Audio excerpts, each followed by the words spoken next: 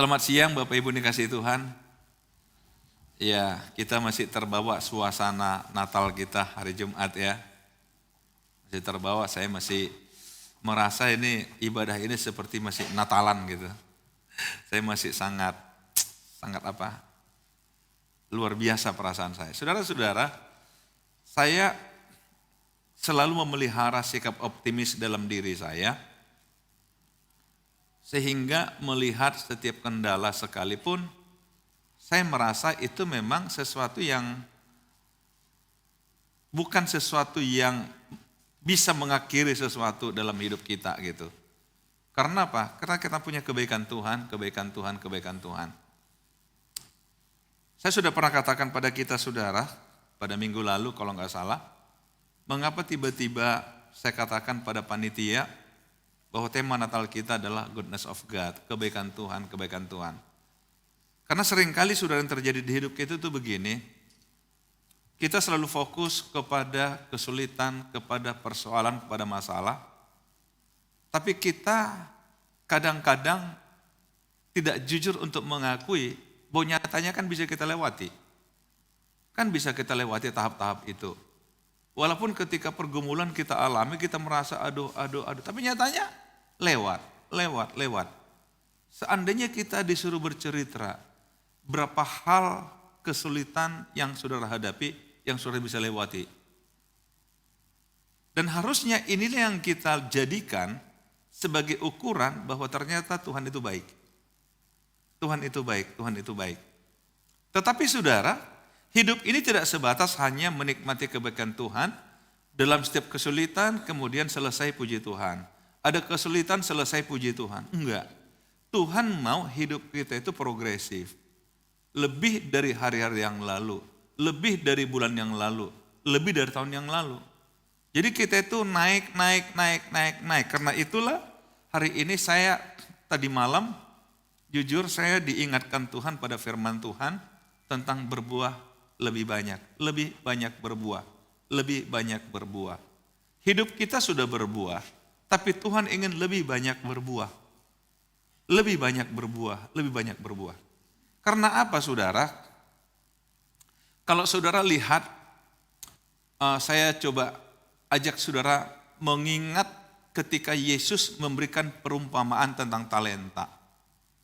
Yesus mengambil satu perumpamaan, dikatakan ada seorang saudagar, seorang pengusaha, dia ingin berpergian ke luar negeri, maka dia panggillah hamba-hambanya. Ada yang diberikan 5, ada yang diberikan 2, ada diberikan 1 talenta. Masing-masing menurut kesanggupannya. Dan ternyata benar saudara, yang diberikan 5, dia produktif menghasilkan 5 talenta. Yang 2, dia produktif menghasilkan 2 talenta. Tidak pernah dikatakan yang 2 talenta dihasilkan jadi 5, enggak, tetap 2. Tapi yang 1 saudara, dia tidak menghasilkan apapun. Sehingga ketika tuannya datang, dia minta laporan, dia katakan pada orang yang menghasilkan 5 talenta, dia katakan kau hamba yang baik dan setia. Yang 2 juga dikatakan kau hamba yang baik dan setia. Karena apa? Mereka produktif hidupnya. Bahkan dikatakan ayo masuk dalam kesenangan Tuhanmu. Tapi kepada yang 1 dia katakan kamu jahat, kamu malas. Karena apa? Hidupnya gak berbuah. Hidupnya gak menghasilkan sesuatu. Diberi kesempatan tapi gak berbuat sesuatu. Ini mengecewakan. Nah Tuhan juga sama dengan kita saudara. Kalau saya bertanya, apa yang sudah kita hasilkan dengan hidup kita? Apa yang orang sudah lihat dari hidup kita? Sudah sejauh mana kita jadi berkat bagi sesama kita? Karena itu saudara, mari kita belajar dari Yohanes pasal yang ke-15 tentang lebih banyak berbuah. Kok macet? Ya. Ayat 1 dan 2 dikatakan, akulah pokok anggur yang benar dan Bapakulah pengusahanya. Saudara-saudara, saya sengaja buat agak besar tulisannya di bold, ini Bapakulah pengusahanya. Jadi di sini Yesus ingin mengajak kita berpikir bisnis. Hidup ini sebuah bisnis. Hidup ini sebuah usaha. Dan Bapakulah pengusahanya. Bapa di sorga pengusahanya. Jadi Yesus katakan, Bapakku pengusahanya. Jadi saudara jangan sepele dengan Alkitab. Kalau saudara mau berhasil di bisnis juga, saudara baca Alkitab. Ada banyak prinsip di sana. Bapakkulah pengusahanya. Akulah pokok anggur yang benar, bapakkulah pengusahanya. Setiap ranting padaku yang tidak berbuah dipotongnya, dan setiap ranting yang berbuah dibersihkannya, supaya lebih lebat, lebih banyak berbuah. Saya kira ini prinsip pertanian yang sangat biasa, saudara. Saudara punya pohon mangga sekalipun, kalau ada ranting-ranting yang saudara rasa mengganggu dan tidak produktif, saudara pasti pangkas. Punya pohon jeruk juga sama. Hanya di sini memang pohon anggur yang dijadikan satu ilustrasinya. Yang tidak produktif dibuangnya. Ini kan satu kiasan yang diberikan Yesus tentang pokok anggur. Aku pokok anggur, Bapakku pengusahanya. Kamu itu nanti kalau kita lihat di sini saudara, ranting-rantingnya ya kita. Jadi ranting tidak berbuah, dibersihkannya. Di sini dikatakan setiap ranting padaku yang tidak berbuah dipotongnya, tapi setiap ranting berbuah dibersihkannya, saudara, supaya lebih banyak berbuah. Saya ingin fokus dulu saudara, apa maksudnya di sini setiap ranting padaku yang tidak berbuah? Kalau kita ambil dalam konteks hidup kita saudara, yang Yesus ingin katakan begini, coba lihat hal-hal dalam dirimu, sifat-sifat dalam dirimu, karakter dalam dirimu, kebiasaan dalam dirimu yang menghalangi engkau berbuah, buang aja. Yang membuat hidupmu jadi terhalang untuk berbuah, buang. Yang tidak produktif dalam buang, karena itu akan buat engkau capek, jadi boros dari segi waktu, boros dari segi tenaga, saudara. Kadang-kadang jujur, kita masih terbawa kepada sebuah kebiasaan sebenarnya merugikan kita. Perbuatan-perbuatan yang seperti tidak menolong kita untuk maju, bahkan menghalangi kita. Kalau dalam Ibrani pasal 12 dikatakan begini, kita ini sedang dalam perlombaan yang diwajibkan bagi kita. Marilah tanggalkan beban dan dosa yang merintangi kita dalam perlombaan itu. Artinya apa saudara? Yesus juga ingin katakan dalam ilustrasi pokok anggur yang tidak berbuah, hal-hal dalam dirimu yang menghalangi hidup untuk produktif, buang. Amin saudara. Tolong. Kadang-kadang kita ini hobiku. Ini memang sudah melekat dalam diriku. Iya. Tapi itu membuat Anda jadi tidak produktif. Mengapa kita sayang membuang itu saudara? Kalau itu menjadi halangan bagi kita untuk berbuah lebih banyak. Harusnya kita bisa menghasilkan buah yang banyak. Tapi gara-gara ada halangan-halangan begitu, buah kita seperti terhambat saudara. Kadang-kadang tinggal selangkah lagi dapat, oh tiba-tiba gagal. Karena apa? Ya karena ada halangan di hidup kita. Dibuang. Saudara-saudara, ketika saya bicara pengusaha gini, kalau kita mau hitung-hitungan saudara, Tuhan lebih pandai hitung-hitungan. Setuju saudara? Makanya di pikiran bisnis. Saya merenung berapa hari yang lalu saudara, iya ya. Cenderung manusia menghitung pengeluaran, bukan penerimaan. Makanya orang jadi pelit. Karena yang dihitungnya uang keluar, uang masuk enggak. Udah keluar sekian uangku. Udah keluar sekian. Kan jadi pelit dia. Kan udah banyak sekali ya. Yesus itu atau Alkitab mengajar kita menghitung penerimaan saudara, bukan pengeluaran. Saudara mau bukti? Mau bukti? Perpuluhan. Perpuluhan dari penerimaan kan? Bukan dari pengeluaran kan? Kenapa Tuhan suruh kita beri perpuluhan? Supaya kita tahu income kita berapa bulan ini. Berarti kan penerimaan. Gimana? Saudara keberatan dengan saya? Kalau kita hitung penerimaan, kita akan bersyukur sama Tuhan. Tapi kalau hitung pengeluaran saudara, waduh Tuhan, aduh Tuhan, ngeri ini, Tuhan. Kadang-kadang, kok begini. Saudara, saya pernah menantang diri saya begini. Ini mungkin kejadian kalau nggak salah 2012, berarti 10 tahun yang lalu saudara. Waktu itu saya ada tugas ke Amerika sekitar 1 bulan di sana saudara. Akhirnya tanpa sadar saya main gesek aja kartu kredit kan, gesek. Begitu sampai di Medan tagihan masuk, kaget saya. kok sebanyak ini? Saya cek tabungan saya, loh kok nggak cukup? Akhirnya saya bilang sama istri saya, aduh ini pergumulan saya, ini pertandingan saya, kamu nggak boleh campur tangan. Saya bilang saya akan berdoa supaya bulan ini saya bisa tutupin ini tagihan kartu kredit dan tidak nunggak sampai bulan depan. Saya bilang kalau kamu bantu doa saja, kamu nggak perlu bantu saya dengan uangmu. Ternyata bisa, saudara. Nah, saudara-saudara, kadang kita, loh kok sekian banyak, kok sekian banyak. Saya bersyukur. Dengan begitu saya hanya tahu, oh ternyata Tuhan bisa tutupin ya. Berarti saya punya penerimaan sekian bulan ini.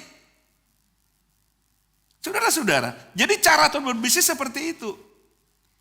Supaya saudara bersyukur, hitunglah penerimaan saudara. Hitung.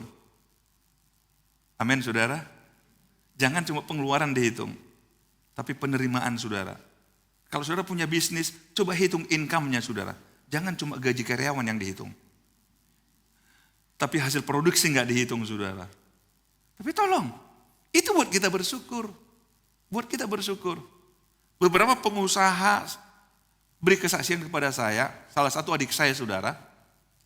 Ketika COVID itu masih sedang tinggi-tingginya di 2021, akhir kalau nggak salah, mau masuk 2022 yang lalu, dia katakan begini, dia buat di grup WA keluarga kami, keluarga kandung, dia katakan, saya sedang duduk di kantor, saya sedang menghitung ulang apa yang Tuhan kerjakan dalam bisnis saya selama masa COVID. Dia bilang saya kaget luar biasa ketika saya menghitung. Saya dapat keuntungan 2 kali lipat dari 2019 di 2020. Padahal ini masa COVID dia bilang. Sampai dia bilang saya nggak tahu kenapa ini bisa terjadi. Tapi ini faktanya. Dia cerita. Dia katakan saya sudah punya aset sekian hari ini. Saya baru sadar bahwa ternyata Tuhan itu baik. Jadi saudara perlu juga kita menghitung apa yang Tuhan kerjakan bagi kita. Supaya kita bersyukur pada Tuhan. Nggak fair saudara, hanya karena 1-2 doa belum dijawab, kita lupakan sekian banyak yang dijawab. Saya ingin kembali ke sini saudara. Tujuan Tuhan supaya ia lebih banyak berbuah. Supaya ia lebih banyak berbuah. Tidakkah kita ingin hidup kita lebih banyak berbuah, lebih produktif, lebih berhasil, lebih sukses? Tidakkah kita ingin saudara? Bapakku pengusahanya. Bapak ingin katakan supaya kebun anggurnya lebih banyak berbuah. Oleh sebab itu saudara, kita mau belajar hari ini.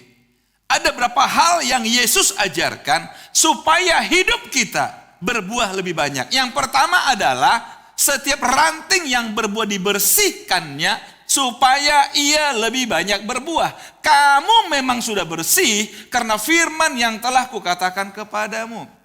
Ternyata kata dibersihkannya ini dikaitkan dengan firman Allah. Artinya begini ibu bapak. Setiap kita dengar firman Tuhan, sebenarnya dia sedang mengkoreksi pikiran kita. Setiap dengar firman Tuhan, dia sedang mengkoreksi perasaan kita. Pikiran-pikiran yang keliru dicoba dikoreksi oleh Tuhan. Cuma kadang-kadang kita nggak mau kan. Perasaan-perasaan yang keliru yang menghambat kita bertumbuh, menghambat kita berbuah, dikoreksi oleh Tuhan. Cuma kadang-kadang kita nggak mau kan. Tetapi saudara yakinlah, semakin sering sudah dengar firman Tuhan, pastilah pikiran sudah terkoreksi pelan-pelan. Kadang-kadang mungkin firman Tuhan agak keras saudara. Ya sama seperti ibu-ibu, kalau bersihkan panci atau kuali, yang belak pantatnya itu sudah terlalu keras gitu ya. Itu nggak cukup lagi hanya pakai spon, itu nggak cukup. Itu harus pakai yang ada kawatnya itu loh. Betul nggak? Krek. Saat itu kuali mau nangis dia. Dia katakan, bu pelan-pelan bu, sakit nih. Nah begitu juga saudara. Kadang-kadang saudara mungkin ditabrak oleh firman Allah. Kok tajam banget nih firman Allah. Nah itu, karena udah karatan. Amin saudara. Jadi kalau udah karatan agak sakit sedikit katakan, aduh Tuhan karatan ya. Aduh Tuhan, tapi gak apa-apalah supaya kau berbuah banyak. Amin saudara. Mau dikoreksi Tuhan? Belajar, dibersihkan. Itu proses pembersihan. Semakin sering dengan firman Tuhan, proses terjadi dalam hidup saudara. Tujuannya cuma satu, supaya berbuah lebih banyak. Tuhan koreksi hidup kita. Inilah kalau dikaitkan tadi, carang-carang yang tidak produktif dipotongnya. Sifat-sifat tidak produktif dibersihkannya. Dibersihkannya dari hidup kita. Dibersihkannya. Saudara sudah kasih Tuhan, yuk kita buka hati sama Tuhan, biar firman Allah bersihkan kita. Kalau dengar firman Allah katakan amin, amin Tuhan, terima kasih Tuhan. Aku maulah buang ini, buang ini, buang ini, buang ini. Karena dibersihkan, saya mau dibersihkan. Supaya lebih banyak berbuah. Sekali lagi, tujuan Tuhan supaya lebih banyak berbuah. Hidup kita Tuhan inginkan lebih dari tahun lalu. Tahun 2022 saya nggak tahu bagaimana saudara mengevaluasi diri saudara. Tapi mulai ambil tekad, Tuhan 2023 saya akan lebih dari hari ini. Ya secara hitung-hitungan ekonomi saudara, kadang-kadang mengatakan ya saya sih nggak naik, nggak turun. Tapi juga saudara inflasi kan terjadi. Kalau income saudara hanya naik 10% itu sama dengan saudara defisit, betul nggak? Karena apa? Bakso udah naik saudara harganya. 2021 bakso cuma 15.000, sekarang 20.000 barangkali. Uang jajan anak juga naik. Betul orang tua? Makanya Tuhan katakan ayo berpikir bisnis yuk. Hidupmu harus lebih dari tahun lalu. Hidupmu harus lebih. Dalam segala hal harus lebih dari tahun lalu. Hidup harus lebih produktif, berbuahlah lebih banyak. Berbuah lebih banyak. Karena itu saudara, kalau dibersihkan, katakan siap Tuhan. Iya Tuhan, aku mau dibersihkan. Kalaupun sakit katakan, iya Tuhan ternyata udah karatan ya. Makanya sakit ya Tuhan. Tapi gak apa-apalah Tuhan. Yang penting aku berbuah lebih banyak. Amin. Yang kedua, kalau saudara lihat di ayat yang keempat. Tinggallah di dalam aku dan aku di dalam kamu. Sama seperti ranting tidak dapat berbuah dari dirinya sendiri kalau ia tidak tinggal pada pokok anggur. Demikian juga kamu tidak berbuah jikalau kamu tidak tinggal dalam aku. Saudara mungkin bertanya, loh nyatanya orang gak kenal Tuhan tetap produktif hidupnya. Yang Tuhan maksud di sini adalah kita hidup di atas standar, di atas rata-rata. Kalau orang barangkali karena bekerja keras akhirnya sukses, itu prinsip alamiah. Tapi yang Tuhan inginkan adalah kita bisa meraih sesuatu di luar batas-batas kita. Karena apa? Tinggal dalam Tuhan. Dan Tuhan yang mengerjakannya dalam hidup kita dan melalui hidup kita. Sehingga kita kaget, kok bisa, kok bisa, kok bisa? Ya bisa. Kenapa? Kita tinggal dalam Tuhan. Kalau Tuhan dalam kita dalam Tuhan. Dikatakan apa? Kita berbuah. Dan di luar aku kamu tidak bisa berbuat apa-apa. Jika kita keluar dari Tuhan, kita nggak bisa apa-apa. Saudara-saudara, saya ingin mengatakan sederhana sekali sebetulnya. Hidup dalam Tuhan, tinggal dalam Tuhan. Pagi hari saudara kalau bangun, apa yang saudara katakan? Dalam doa saudara, apa yang saudara ucapkan? Saya dorong saudara, begitu bangun pagi saudara. Sebelum saudara turun dari tempat tidur, sebelum buka handphone bahkan. Karena ada banyak orang begitu bangun handphone dulu yang dibuka kan. Jangan dulu saudara.